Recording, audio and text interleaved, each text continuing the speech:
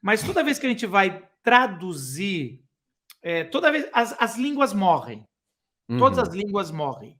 Se há alguma coisa que a gente sabe é que os impérios caem e as línguas morrem.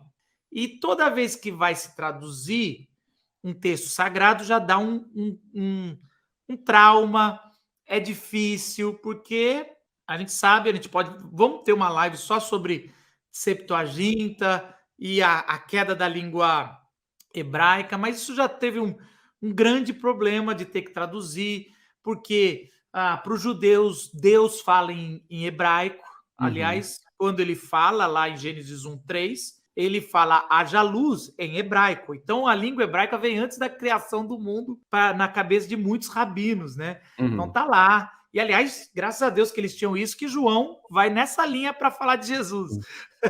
Antes, no princípio, era a palavra. Então, já realmente, o hebraico estava lá, mas era Jesus. Precisava de uma língua para falar, né? E aí, você vai ter depois, século V, a queda do grego e o latim ganhando muito mais proporção, e você vai ter a Vulgata, né, a versão bíblica vulgar, ali de Jerônimo, adotada pela Igreja Católica. E aí, na Reforma, você vai ter o latim já não sendo entendido por muitos anos, e as línguas sendo traduzidos para as outras línguas, para o alemão e outras línguas. O inglês, aí você vai ter a King James, né, que o rei Tiago James mandou, e aí os caras acham que tem a bênção de Deus. Muitos americanos acham até que a Bíblia foi escrita em inglês, na King James. É verdade. É verdade. Não, eu rio porque é trágico. Aquele negócio do Bible Belt tem umas coisas E aí, o que eu quero dizer é o seguinte: chegou as Bíblias em português. Nós temos o missionário Almeida, né?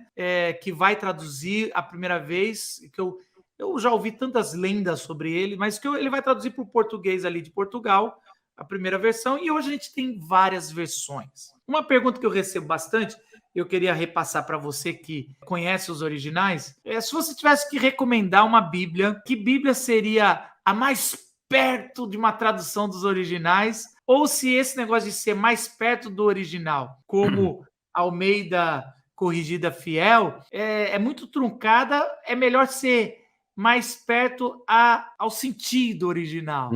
Eu sei que eu estou te colocando uma sinuca de bico, mas está aí a pergunta final para a gente poder ver se entende melhor esse negócio de escolha de Bíblia. Cara, muita gente fala o seguinte: olha, eu quero ler a versão que seja fiel aos originais. Eu respondo na maior educação para as pessoas, né? Porque eu já recebi essa pergunta umas 500.059 vezes, né? Você já tá meio que, né, já saturado de responder essa pergunta. Aí você já responde de um jeito mais, vamos dizer assim, mais direto. Ó, irmão, é o seguinte: todas as versões bíblicas que você encontra lá para comprar são versões boas. Agora, o que você quer dizer quando você fala mais próximo aos originais, né? É exatamente, você está falando de uma equivalência mais formal, que é a correspondência palavra a palavra, ou uma equivalência mais dinâmica, que é ideia a ideia. E eu costumo dizer o seguinte: não embarca muito nesse negócio de palavra por palavra, porque vai te trazer mais dor de cabeça do que solução. O grande problema nosso,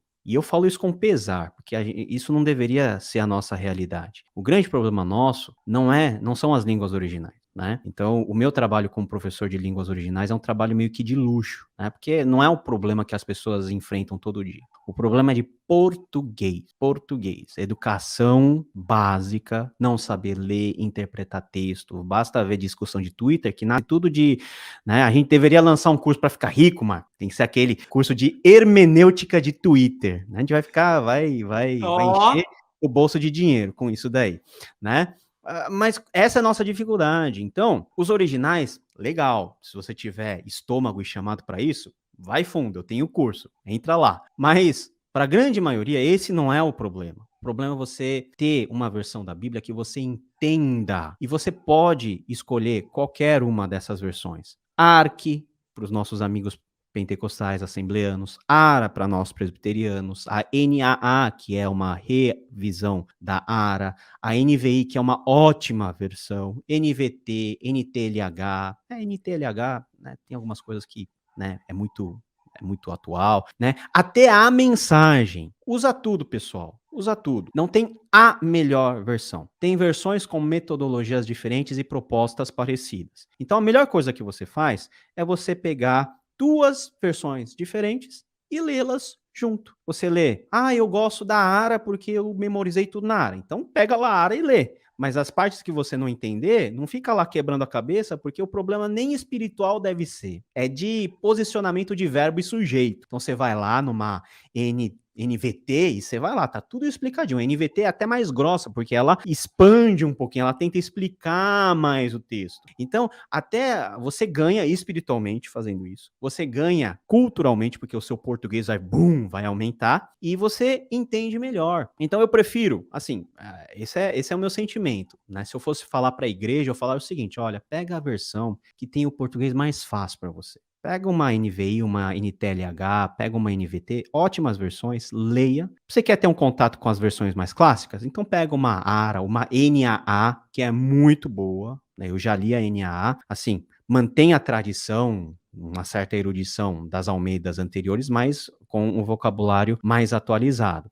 Mas não existe esse negócio da Bíblia mais fiel. Porque se você tivesse realmente uma Bíblia fiel, no sentido palavra por palavra, você não ia entender metade do que estava escrito. Porque o hebraico está cheio de expressões idiomáticas que você nem entenderia do que o cara está falando, né? Você Então, sabe, é muito Paulo? mito que a gente tem, É. mas pouco coração pastoral para falar para a pessoa. As pessoas às vezes falam no ego e naquele negócio, né? Não, porque essa Não. versão, como se o cara conhecesse todas as línguas originais, tá? Na maioria nem sabe, né? Mas É. já fala com E aquela. é exatamente. Eu lembro que tinha umas pessoas que falavam NTLH, não era nem NTLH, nova linguagem de hoje, a primeira que saiu, Uhum.